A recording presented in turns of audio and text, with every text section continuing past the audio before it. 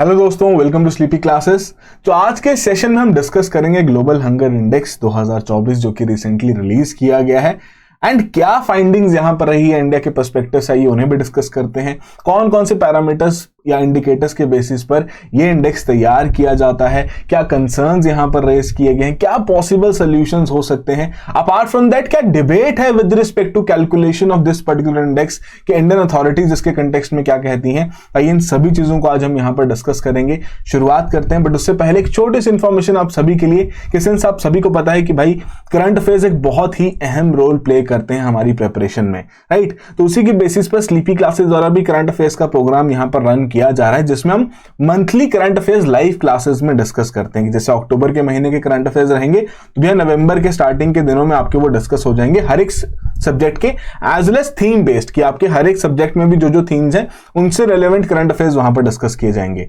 Objective है कि उन करंट अफेयर्स को हम स्टैटिक पोर्शन के साथ भी लिंक कर सकें एंड सिर्फ और सिर्फ आपको प्रीलिम्स बेस्ड इंफॉर्मेशन ना देते हुए मेंस रेलेवेंट कंटेंट भी यहां पर दिया जा सके, उसको डिस्कस भी किया जा सके, ये भी समझा जा सके कि इस प्रकार का कंटेंट कहां यूज किया जा सकता है। तो वो कैसे पॉसिबल है, जब हम मल्टीपल सोर्सेज यहां पर रेफर करेंगे तो वही प्रैक्टिस यहां पर भी फॉलो की गई है। तो डेफिनेटली जाके चेकआउट कीजिए हमारे इस प्रोग्राम को, डेमो सेशंस देखिए, एनरोल कीजिए एंड अपनी यूपीएससी के प्रिपरेशन को और बेहतर बनाइए। चलिए तो शुरुआत करते हैं आज के इस पर्टिकुलर टॉपिक के बारे में, ग्लोबल हंगर इंडेक्स 2024। तो नाम से काफी क्लियर हो रहा है कि किस प्रकार के लेवल्स ऑफ हंगर देखने को मिल रहे हैं अक्रॉस डिफरेंट कंट्रीज, उसे ये ट्रैक करता है, मेजर करता है और उस बेसिस पर ही यहां पर कंट्रीज की रैंकिंग की जाती है, राइट। तो बेसिकली आपका एनुअल बेसिस पर world hunger life and concern worldwide द्वारा पब्लिश किया जाता है। हॉलिस्टिक तरीके से यहां पर data monitoring as well as tracking की जाती है, जिसके बेसिस पर ये रिपोर्ट या ये पर्टिकुलर इंडेक्स यहां पर क्रिएट किया जा रहा है। अगेन ऑब्जेक्टिव यहां पर क्या, एक टूल यहां पर डिजाइन किया जा रहा है by the means of global hunger index, जो कि मेजर कर सके एज वेल एज ट्रैक कर सके कॉम्प्रिहेंसिवली कि किस प्रकार के हंगर लेवल्स हैं ग्लोबल लेवल पर, रीजनल लेवल पर, नेशनल लेवल पर, एंड नॉट जस्ट कि हमने सिंपल सा पैरामीटर यहां पर रख दिया, नहीं, डिफरेंट इंडिकेटर्स को यहां पर फॉलो कर रहे हैं ताकि ये असेसमेंट लगाई जा सके कि जो मल्टीपल डायमेंशंस ऑफ हंगर हैं उन्हें किस प्रकार से यहां पर चेंज होता हुआ देखने को मिल रहा है, राइट। तो सिर्फ और सिर्फ यहां पर ऑब्जेक्टिव ये नहीं है कि भैया आपने कंट्रीज को रैंक कर दिया, दैट्स इट, कि हाँ जी आपने बता दिया कौन से देश में किस प्रकार की वहां पर लेवल ऑफ हंगर है, कितने लोगों को वहां पर खाना नहीं मिल रहा, नहीं। उसके बियॉन्ड यहां पर हम चाहते हैं कि इस रिपोर्ट के माध्यम से एक अवेयरनेस यहां पर लाई जा सके, जो स्ट्रगल है अगेंस्ट हंगर उसकी अंडरस्टैंडिंग को और बेहतर किया जा सके एंड कहीं ना कहीं कंट्रीज भी इस प्रकार के डेटा के बेसिस पर असेसमेंट कर सकती हैं अपनी पॉलिसीज की, कि जो उनके द्वारा वहां पर फॉलो की जा रही हैं, ताकि इस पर्टिकुलर कंसर्न के ऊपर काम किया जा सके, राइट। कि जैसे इंडिया के केस में अगर हम कहें कि भैया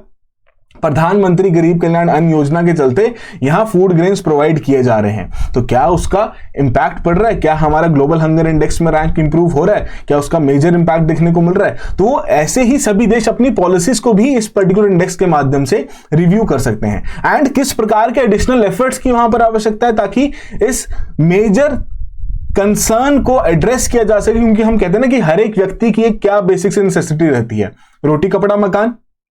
राइट। तो रोटी सबसे पहले कहा जाता है, तो भैया अगर रोटी ही नहीं मिलेगी तो भैया कैसे ही वो ह्यूमन रिसोर्स किसी भी तरीके से ह्यूमन कैपिटल में कन्वर्ट होगा और कैसे ही आगे जाके वो किसी भी पर्टिकुलर नेशन की इकोनॉमिक ग्रोथ में भी कंट्रीब्यूट कर पाएगा। तो इसीलिए बहुत इंपॉर्टेंट रहता है ये particular index exam point of view से भी, एंड इसका जो पर्टिकुलर डेटा है वो आप अपने डिफरेंट आंसर्स में भी यूटिलाइज कर सकते हैं, अभी आपको समझ में आ जाएगा, राइट। तो ये बेसिक सी एक कहानी है ग्लोबल हंगर इंडेक्स की कि भैया सालाना यहां पर रिलीज किया जाता है एंड बेसिकली जब इसकी कैलकुलेशन की जाती है तो तीन इंपॉर्टेंट डायमेंशंस हैं। पहला क्या है, अंडर नरिशमेंट, कि क्या एडुकेट फूड सप्लाई प्रोवाइड की जा रही है, राइट। सेकंड यहां पर इंपॉर्टेंट डायमेंशन यहां पर क्या देखने को मिलती है कि मोर्टेलिटी रेट, अंडर 5 इयर्स का मोर्टेलिटी रेट क्या है, ताकि बच्चों में किस प्रकार के कंसर्न्स देखने को मिल रहे हैं उसे यहां पर एड्रेस किया जा सके। And third one is child nutrition, जिसमें दो इंडिकेटर्स के ऊपर बेस्ड है कि wasting as well as stunting, अभी हम इसको भी यहां पर डिस्कस करेंगे, राइट। तो जनरली जब इसको कैलकुलेशन इन 4 इंडिकेटर्स और जो कि 3 डायमेंशंस के अंतर्गत देखने को मिल रहे हैं,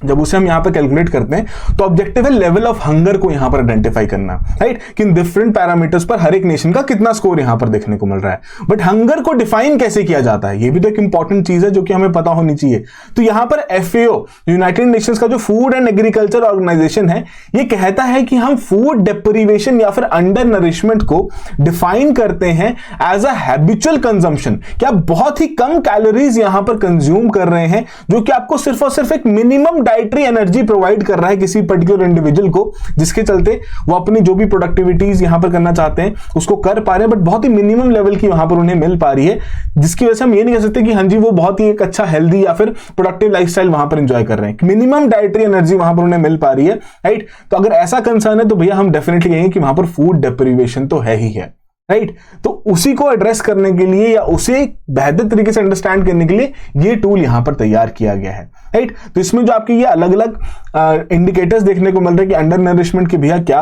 सफिशिएंट कैलोरिक इनटेक है या नहीं, तो इंडिया के कंटेक्स्ट में कितना कैलोरिक इनटेक यहां पर सजेस्ट किया गया और किसके द्वारा सजेस्ट किया गया है for both urban and rural area, जरा कमेंट बॉक्स में मेंशन कीजिए। मेजर होमवर्क आपके लिए आज का यही रहेगा, right. Apart from that child stunting का क्या कंसर्न है, क्या ये इंडिकेटर यहां पर हाईलाइट करता है कि अंडर द एज ऑफ 5 जो बच्चे हैं भैया, अगर उनकी एज के हिसाब से बहुत कम हाइट है, राइट, कि वहां पर जो रिप्रेजेंट करता है कि भैया अंडर न्यूट्रिशन की समस्या है, वो चाइल्ड स्टंटिंग के माध्यम से यहां पर समझ में आती है। तो अगर आपको डायरेक्टली स्टेटमेंट के तौर पर पूछा जाता है कि चाइल्ड स्टंटिंग क्या है, कि जब आपकी लो हाइट है for the particular age under the category of 5 साल के कम से कि जो उम्र के बच्चे हैं उनके लिए यहां पर देखने को मिल रहा है, राइट। तो वो स्टंटिंग हुआ। वेस्टिंग क्या बोल रहे हैं कि भैया वो जो 5 साल से कम के बच्चे हैं उनकी हाइट के हिसाब से उनका वेट कहीं बहुत कम तो नहीं है, राइट। वो भी एक तरीके से आपका अंडर न्यूट्रिशन को यहां पर हाईलाइट करता है। एंड चाइल्ड मोर्टेलिटी जो कि एक ग्रेवेस्ट कंसर्न यहां पर है कि शेयर ऑफ चिल्ड्रन जो कि आपके 5th बर्थडे से पहले ही, मतलब 5 साल की उम्र से पहले ही जो मर जाते हैं बेचारे, राइट, तो उनका नंबर यहां पर क्या देखने को मिल रहा है, राइट। तो ये एक तरीके से रिफ्लेक्ट करता है fatal mix of inadequate nutrition as well as unhealthy environments की सैनिटेशन को भी यहां पर थोड़ा सा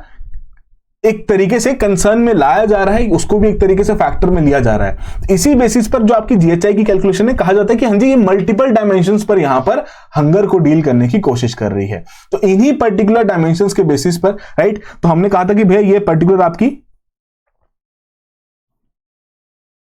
3 डायमेंशंस रही, राइट। उन्हीं के आपके 4 इंडिकेटर्स हैं, तो सिंस सेकंड डायमेंशन में आपके 2 इंडिकेटर्स हैं तो उनको डिवाइड कर दिया गया है। तो हर एक की वेटेज यहां पर आपको मेंशन कर दी गई है, राइट। कौन कौन से सोर्सेज को रेफर किया गया है जब हम हर एक नेशन के इन पर्टिकुलर इंडिकेटर्स पर डेटा यहां पर ट्रैक कर रहे हैं, कि जैसे यूनाइटेड नेशंस का जो आपका FAO ऑर्गेनाइजेशन, उनके डेटा के बेसिस पर अंडर नरिशमेंट के लेवल्स यहां पर देखे जा रहे हैं, राइट। फिर वहीं अगर हम चाइल्ड स्टैंडिंग और चाइल्ड वेस्टिंग की बात करें तो यहां पर जो आपका UNICEF as well as World Health Organisation का डेटा है, वर्ल्ड बैंक का डेटा है, उसे यहां पर मद्देनजर रखा जा रहा है। चाइल्ड मोर्टेलिटी के केस में आपकी जो UN की interagency group for child mortality estimation है, उसका डेटा यहां पर मद्देनजर रखा जा रहा है। तो एक तरीके से ग्लोबल लेवल पे जो डेटा की कंप्यूटेशन या कंपाइलेशन हो रही है उसी को मद्देनजर रखते हुए यहां पर हमें ये डेटा सेट्स देखने को मिल रहे हैं, राइट, जिसके बेसिस पर GHI का स्कोर यहां पर निकाला जाता है, राइट। तो वही वाली बात है कि अंडर नरिशमेंट की समस्या ज्यादा देखने को मिलेगी, चाइल्ड स्टंटिंग की समस्या ज्यादा देखने को मिलेगी, चाइल्ड वेस्टिंग की समस्या ज्यादा देखने को मिलेगी, तो उस केस में GHI का स्कोर भी यहां पर बढ़ता जाएगा, ठीक है जी।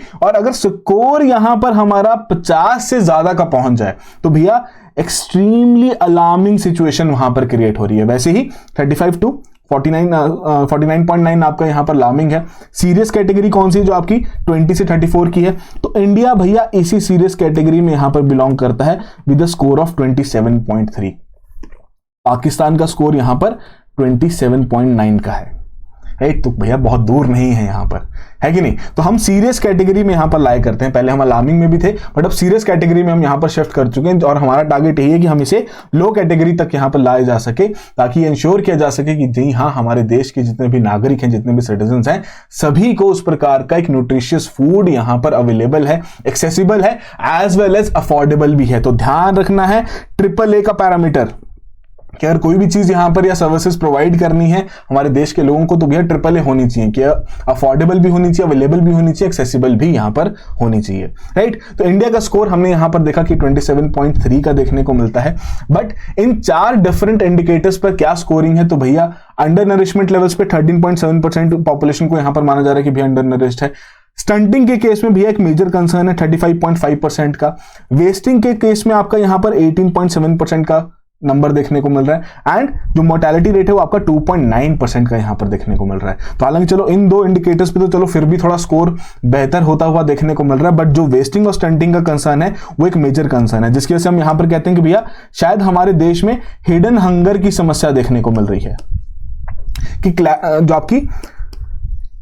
फूड प्रोग्राम्स के माध्यम से, पब्लिक डिस्ट्रीब्यूशन सिस्टम के माध्यम से हाँ आप खाना तो प्रोवाइड कर रहे हैं, बट क्या वो खाना न्यूट्रिशियस है या नहीं, वो एक मेजर कंसर्न यहां पर देखने को मिल रहा है। क्योंकि अगर न्यूट्रिशियस नहीं रहेगा तभी आपके इस प्रकार के स्टंटिंग और वेस्टिंग की समस्या वहां पर देखने को मिलेगी, राइट। तो 2024 के इस ग्लोबल हंगर इंडेक्स में इंडिया का रैंक 105 है आउट ऑफ 127 कंट्रीज। तो भैया ये तो हम नहीं कह सकते कि भाई हमारा स्कोर बहुत ही बेहतर है। 127 देशों में 105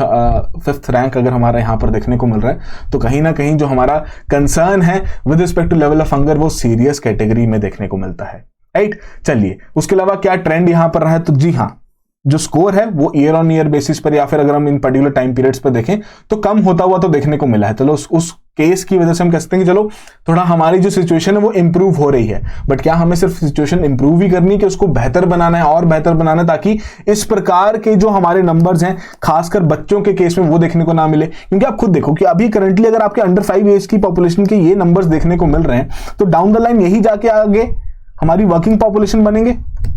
अगर इन्हीं के नरिशमेंट लेवल्स एडुकेट नहीं रहेंगे तो भैया ये वर्किंग पॉपुलेशन कैसे एक एफिशिएंट ह्यूमन कैपिटल में कन्वर्ट हो पाएगी, और अगर यही एफिशिएंट ह्यूमन कैपिटल में कन्वर्ट नहीं हो पाई तो ये जो बढ़ती हुई जनसंख्या, खासकर वर्किंग पॉपुलेशन की जो बढ़ती हुई जनसंख्या है जिसे हम डेमोग्राफिक डिविडेंड भी कहते हैं, ये हमारे देश की लाइबिलिटी बन जाएंगे। एसेट बनने के बजाय, एसेट होना चाहिए ना, ह्यूमन रिसोर्स हमेशा एक एसेट माना जाता है कि हाँ जी आपके पास अच्छा ह्यूमन रिसोर्स अवेलेबल है तो जी हाँ वो आपके देश की इकोनॉमिक एक्टिविटीज में भी कॉन्ट्रीब्यूट करेगा। बट अगर ऐसी समस्याएं उन ह्यूमन रिसोर्स के एसोसिएटेड रहेंगी तो भैया वो एसेट बनने के बजाय यहां पर लाइबिलिटीज में भी कन्वर्ट हो सकते हैं, राइट। तो ये ट्रेंड्स हैं। Apart from that South East as well South East Asia में किस प्रकार के यहां पर ट्रेंड देखने को मिल रहे हैं, तो भाई कुछ कंट्रीज के यहां पर नाम आपको दिए गए। तो इंडिया यहां पर पाकिस्तान के बिल्कुल साथ साथ ही है भाई, राइट। 27.9 उनका स्कोर है, इंडिया का 27.3 देखने को मिल रहा है। Apart from that Bangladesh, Indonesia, Myanmar, Nepal जैसे जो आपके देश है उनमें भी थोड़ी बेटर सिचुएशन यहां पर देखने को मिल रही है, ठीक है जी। तो ये बेसिक सी कहानी है, एक बेसिक सा ट्रेंड है जो कि आपको यहां पर ध्यान रखना है।